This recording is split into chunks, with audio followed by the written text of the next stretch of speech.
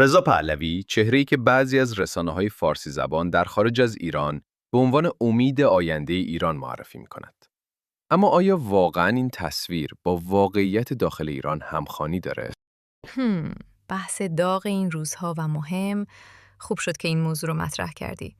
به نظر میرسه یه شکاف عمیق بین تصویر بیرونی و واقعیت داخلی وجود داره. دقیقاً.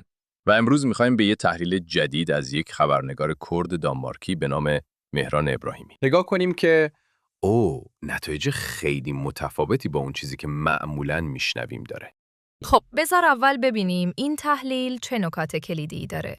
ببین، اولین و مهمترین نکته اینه که حدود 60% جمعیت ایران زیر 35 سال سن دارن و هیچ خاطره مستقیمی از دوران سلطنت ندارن. برای این نسل، خاندان پهلوی فقط بخشی از تاریخه، نه یک راه حل برای آینده. اوه، این آمار واقعاً تکون دهنده است. یعنی اکثریت جامعه اصلاً ارتباط عاطفی با اون دوران ندارن؟ دقیقاً.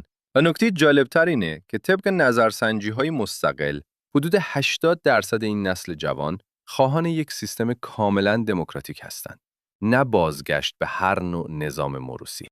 خب پس موضوع فقط به نسل جوان محدود نمیشه. نه اصلاً.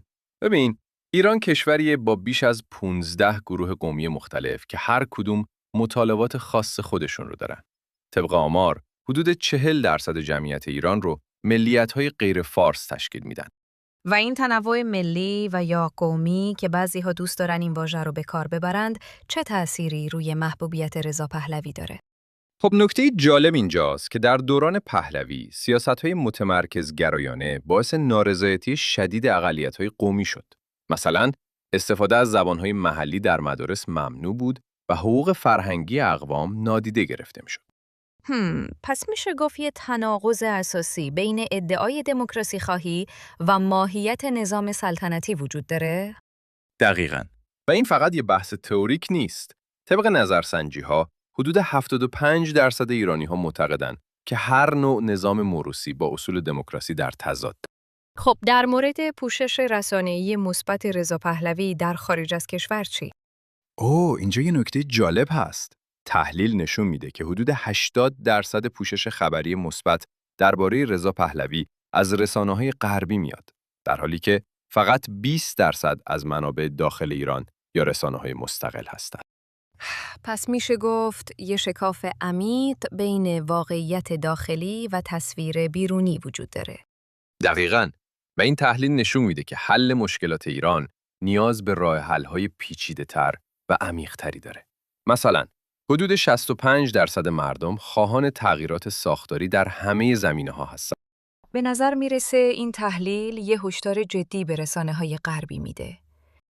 بله، و نکته پایانی اینه که آینده ایران باید توسط خود مردم و با توجه به واقعیت‌های داخلی شکل بگیره، نه بر اساس تصورات و منافع خارجی.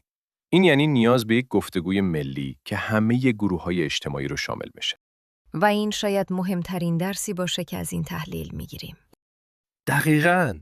چون نشون میده که راه حل‌های ساده برای مشکلات پیچیده جواب نمیده.